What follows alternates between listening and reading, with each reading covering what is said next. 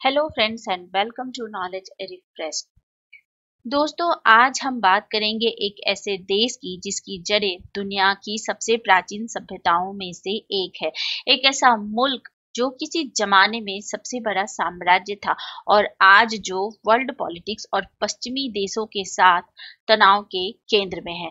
जी हाँ दोस्तों, हम बात कर रहे हैं फारस की, यानी आज के ईरान की। तो चलिए जानते हैं साम्राज्य से अयातुल्ला तक की इस रोमांचक और संघर्षपूर्ण यात्रा को। दोस्तों, अगर हम ईरान की प्राचीन सभ्यताओं और साम्राज्य की बात करें तो ईरान का जो इतिहास है वो लगभग 5000 साल पुराना है।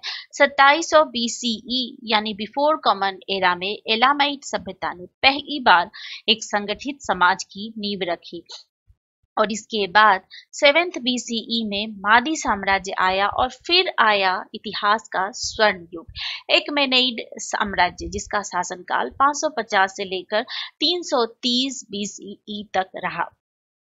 दोस्तों, एकमेनेइड साम्राज्य की स्थापना साइरस द ग्रेट ने की थी और यह साम्राज्य आज के भारत, मिस्र, तुर्की और यूनान तक फैला हुआ था। यहाँ प्रशासन, सड़कें और मानवाधिकार का पहला घोषणा पत्र साइरस सिलेंडर भी बना था। यानी कि ये जो आप देख रहे हैं ये तस्वीर, ये साइरस सिलेंडर की है जो मानवाधिकार का पहला घोषणा पत्र था। और दोस्तों, आपको ये जानकर हैरानी होगी कि उस समय ईरान में यहूदी धर्म के लोग भी काफी बड़ी संख्या में रहते थे और साइरस द ग्रेट का सम्मान यहूदी भी काफी किया करते थे। और जब साइरस की मृत्यु हो गई तो उसके बाद डेरियस शासक बना और डेरियस के समय में भी फारस का जो साम्राज्य था वो काफी फला फूला और काफी दूर तक फैल चुका था। कहते हैं कि दुनिया की 44% जनता पर फारस का शासन था और इस तरह से फारस पर जो शासन था एकमेनेइड साम्राज्य का वो काफी फल फूल रहा था। लेकिन डेरियस से एक गलती हो गई। डेरियस ने ग्रीस और मेसोडोनिया पर अटैक कर दिया। ये वही मेसोडोनिया है जिसका शासक है वो कौन होता था? अलेक्जेंडर द ग्रेट, यानी सिकंदर महान। तो जब डेरियस ने मेसोडोनिया पर अटैक किया तो सिकंदर ने बदला लेने के लिए 330 बीसीई में इस साम्राज्य पर आक्रमण किया और डेरियस को हरा दिया, इस साम्राज्य को हरा दिया। और इसके बाद सेल्यूकिड, पार्थिनियन और फिर ससानियन साम्राज्य ने ईरान पर शासन किया और ईरान को एक बार फिर से शक्तिशाली बनाया। दोस्तों, 651 ईस्वी में अरब मुस्लिम सेनाओं ने ससानियन शासन को हराया। इस तरह से ईरान में इस्लाम का प्रसार हुआ। लेकिन यहाँ की संस्कृति और यहाँ की सभ्यता कभी खत्म नहीं हुई और अब्बासी खिलाफत के दौरान फारसी भाषा का पुनर्जन्म हुआ और फिर फिरदौसी और रूमी जैसे कवियों ने फारसी को अमर बना दिया। दोस्तों, फिरदौसी की लिखी हुई एक रचना है शाहनामा और शाहनामा को ईरान में वही सम्मान प्राप्त है जो भारत में महाभारत को प्राप्त है। दोस्तों, अब हम बात करेंगे मंगोलों के आक्रमण की, जब ईरान पर मंगोलों ने आक्रमण किया था जिससे सभ्यता को काफी नुकसान हुआ था। और मंगोलों के बाद आए तिमुरिद वंश और इस वंश के जो एक शासक थे तिमुरिद वंश के, उसमें से आप में से बहुत सारे लोग उनको जानते होंगे। उनका नाम था तैमूर लंग। तो तैमूर के लंग के बारे में हम भारत के सभी लोग अच्छी तरह से जानते हैं।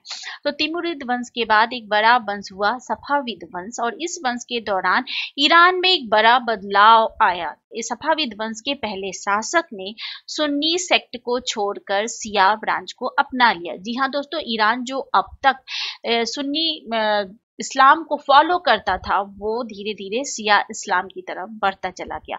और फिर साल 1722 ईस्वी में सफाविद वंश का अंत हुआ और फिर आया अफसारिद वंश। इसके एक शासक, इनके बारे में भी आपने सुना हो, उसका नाम था नादिर शाह। और इसी दौरान नादिर शाह ने भारत पर हमला किया और भारत से बेतहाशा सोना, चांदी, हीरे, जवाहरात लूट कर ले गए और मुगलिया सल्तनत की शान तख्ते ताउस को भी लूट कर ले गए और कोहिनूर को भी लूट कर ले गए और तैमूरिया मानिक भी अपने साथ लेकर चले गए। तो कहते हैं कि नादिर शाह ने इतने ज्यादा हीरे जवाहरात सोने चांदी भारत से लूटे कि जो उनके गिनती करने वाले लोग थे, उनके मुंशी थे, वो भी गिनने में सक्षम नहीं थे कि टोटल जो ये रकम है वो कितनी है। और दोस्तों 18वीं 19वीं सदी में कजार वंश का शासन रहा, लेकिन इसी दौरान रूस और ब्रिटेन ने ईरान की राजनीति में दखल देना शुरू कर दिया। दरअसल ईरान की राजनीति में रूस और ब्रिटेन के हस्तक्षेप का मुख्य कारण ये था कि तेल की खोज ईरान में हो चुकी थी और तेल की खोज ने ईरान को और अधिक सेंसिटिव बना दिया। तो दोस्तों अब हम बात करेंगे मॉडर्न ईरान की, यानी आज के ईरान की। जो अभी का ईरान हम देख रहे हैं वो कैसे बना। साल 1800 में ईरान पर जो वेस्टर्न कंट्रीज है उसका प्रभाव बढ़ता गया और जो पर्सिया था, पर्शियन अंपायर था, वो धीरे धीरे कमजोर होता चला गया। और 19वीं सदी में यह ब्रिटेन और रूस के बीच, ईरान जो कभी पर्सिया साम्राज्य हुआ करता था, वो ब्रिटेन और रूस के बीच पिसता चला गया। वजह क्या थी? तेल की खोज। फॉरेन इंटरवेंशन से तंग आकर 1872 में पर्सिया में संवैधानिक क्रांति की शुरुआत हुई और उसके बाद साल 1905 में पर्सिया में पहली संसद बनी और 1907 में एंग्लो रशियन सम्मेलन किया गया और उसके बाद पर्सिया रूस और ब्रिटेन के प्रभाव वाले इलाकों में स्पष्ट रूप से बट गया। जैसे कुछ इलाकों को रूस ने अपने कब्जे में ले लिया और कहा कि यहाँ का तेल हमारा होगा, और कुछ इलाके को ब्रिटेन ने अपने कब्जे में ले लिया और उसने कहा कि इसमें यहाँ पे जितने भी तेल है वो सब हमारा होगा। तो इस तरह से जो पर्सिया था, यानी कि जो ईरान है, वो रूस और ब्रिटेन के प्रभाव क्षेत्र में बट गया। और साल 1925 में पर्सिया में एक और वंश का शासन हुआ, वो था पहलवी वंश। और पहलवी वंश के जो शासक थे रेजा शाह पहलवी। रेजा शाह पहलवी ने 16 साल तक शासन किया, लेकिन रेजा शाह का जब तक शासन खत्म हुआ, ईरान बहुत हद तक बदल चुका था। पर्सिया जो उसका नाम हुआ करता था वो बदल गया था और साल 1935 में शाह ने पर्सिया का नाम बदलकर ईरान कर दिया। दरअसल दोस्तों पहले जो पर्सिया जो हम कहते हैं वो ईरान का एक्चुअल नेम नहीं था, इसका नाम ईरान ही था। पर्सिया जो नाम दिया गया वो विदेशी लोगों के द्वारा दिया गया, आप कह सकते हैं कि पश्चिमी देशों के द्वारा दिया गया। 16 साल तक शासन के बाद रेजा शाह को गद्दी छोड़नी पड़ी। इसके पीछे भी किसका हाथ था? इसके पीछे भी ब्रिटेन का हाथ था। दरअसल दोस्तों ईरान की रिफाइनरी पर ब्रिटेन का कंट्रोल था, लेकिन सेकेंड वर्ल्ड वार जब शुरू हुआ तो ये ब्रिटेन को ये डर लगा कि जर्मनी कहीं इस रिफाइनरी पर कब्जा न कर ले। तो ब्रिटेन ने रेजा शाह पहलवी से कहा कि जर्मन लोगों को ईरान से बाहर निकाले, लेकिन जब रेजा शाह पहलवी इसके लिए तैयार नहीं हुए तो उन्होंने तख्ता पलट करा दिया ब्रिटेन ने ईरान का और रेजा शाह पहलवी को गद्दी छोड़नी पड़ी। इसके पीछे ये रीजन ये था कि 1941 को ब्रिटेन और रसिया ने ईरान पर आक्रमण कर दिया, जिसके वजह से रेजा शाह पहलवी को गद्दी छोड़नी पड़ी और उनकी जगह उनके बेटे मोहम्मद रेजा शाह को शासक बनाया गया। और साल 1950 का जो दशक था मोहम्मद रेजा शाह के लिए काफी चुनौतीपूर्ण रहा।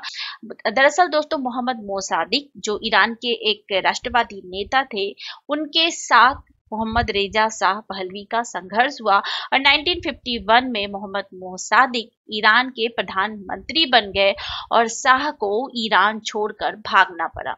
और साल 1953 में यूएस और ब्रिटेन ने मोसादिक का भी तख्ता पलट करवा दिया और जनरल फजलुल्लाह जिहादी को प्रधानमंत्री बनाया और इस तरह मोहम्मद रेजा शाह पहलवी की एक बार फिर से ईरान में एंट्री हुई। यानी कि जो मोहम्मद रेजा शाह पहलवी ईरान छोड़कर चले गए थे, उनकी एक बार फिर से ईरान में एंट्री हुई। और दोस्तों साल तब फिर आता है साल 1963, जब ईरान में व्हाइट रिवॉल्यूशन की शुरुआत हुई थी और इसमें ईरान में के मॉडर्नाइजेशन की बात की, इसमें धर्म को शासन से अलग रखने की बात की। और जो शाह थे ईरान के मोहम्मद रेजा शाह पहलवी, वो हिजाब के भी विरोधी थे, इसलिए वो धार्मिक नेताओं के निशाने पर आ गए। और इन्हीं धार्मिक नेताओं में से एक नेता थे अयतुल्ला रुहुल्लाह खुमैनी। जी हाँ दोस्तों, अयतुल्ला रुहुल्लाह खुमैनी। इन्होंने शाह की नीतियों का विरोध करना शुरू किया। धीरे धीरे इनकी जो प्रियता थी रुहुल्लाह खुमैनी की, वो जनता के बीच में बढ़ने लगी। और जो शाह थे, ईरान के जो शाह थे मोहम्मद रेजा शाह पहलवी, उन्होंने रेहतुल्लाह खुमैनी को देश निकाला दे दिया, जिसके बाद उन्होंने पहले इराक में शरण ली, फिर वो फ्रांस में गए। और लेकिन इसी बीच जब साल आता है 1971 का, जब पर्शियन साम्राज्य की 25वीं सालगिरह थी। 25वीं सालगिरह में शाह के द्वारा भव्य जलसा का आयोजन कराया गया। मोहम्मद रेजा शाह पहलवी के द्वारा भव्य जलसा का आयोजन कराया गया, जिसे पूरी दुनिया देखती रह गई। यह जलसा दूर रेगिस्तान में रखा गया, जहां पर्सिया के जो पहले शासक थे साइरस द ग्रेट, ये जो आप देख रहे हैं, ये पर्सिया के पहले शासक का मकबरा है, यहीं पर कराया गया था। और टाइम मैगजीन ने उस समय इसे दुनिया का सबसे आलीशान पार्टी लिखा था। टाइम मैगजीन ने भी इसे कवर किया और कहा कि ये दुनिया का सबसे आलीशान पार्टी है, और Guinness book of world record में भी इसका नाम दर्ज हुआ था। और टाइम मैगजीन के अकॉर्डिंग इस पार्टी में जो टोटल रकम खर्च हुई थी वो थी $100 मिलियन। और प्रेस में आए दिन यह खबर भी छपती रहती थी कि देश भूखा है और शाह अपने दोस्तों के साथ पार्टी कर रहे हैं, जिससे क्या हुआ, धीरे धीरे जनता में शाह के प्रति जो गुस्सा था वो बढ़ता चला गया। और इस तरह ये जो गुस्सा था वो क्रांति का रूप लेना शुरू कर दिया। और महिलाएं जो थी वो बुर्का पहनकर सड़क पर निकलने लगी। और क्योंकि शाह जो है वो बुर्का पहनने का विरोध किया करते थे, तो उनके विरोध में महिलाएं बुर्का पहनकर सड़क पर निकलने लगी। और इस तरह से बुर्का क्रांति का एक सिंबल बन गया ईरान में। और फरवरी 1979 में जो रुहुल्लाह खुमैनी थे, वो 14 साल के बाद ईरान लौट कर आए। जो पहले इराक में रहे और फिर फ्रांस में रहे थे, वो 14 साल के बाद ईरान लौट कर आए और फिर ईरान में कराया गया जनमत संग्रह। और जनमत संग्रह के बाद इन्होंने ईरान में इस्लामी गणतंत्र की स्थापना की, यानी इस्लामिक रिपब्लिक ऑफ ईरान की स्थापना की, और खुद को ईरान का सुप्रीम लीडर घोषित किया। जी हाँ दोस्तों, रुहुल्लाह खुमैनी ने रिपब्लिक ऑफ ईरान की स्थापना की और खुद को ईरान का सुप्रीम लीडर घोषित किया। और जब अयतुल्ला रुहुल्लाह खुमैनी का निधन हो गया, तो जो उनके बेटे थे अली खुमैनी, वो दूसरे सुप्रीम लीडर बने ईरान के। और दोस्तों, आज भी ईरान का नेतृत्व अयतुल्ला अली खुमैनी के पास है। ईरान अमेरिका, इजराइल और सऊदी अरब के साथ तनाव की स्थिति में है, और उसका तथाकथित जो परमाणु कार्यक्रम है वो वैश्विक चिंता का विषय है। लेकिन फिर भी ईरान अपनी संस्कृति, साहित्य और आत्म सम्मान के लिए जाना जाता है।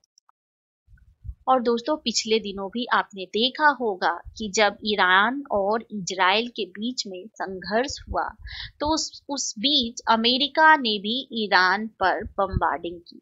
तो दोस्तों, ईरान की जो कहानी है वो सिर्फ इतिहास नहीं है, ये सभ्यता, संघर्ष और स्वाभिमान की कहानी है, जहां तख्त भी बदले और तकदीर भी।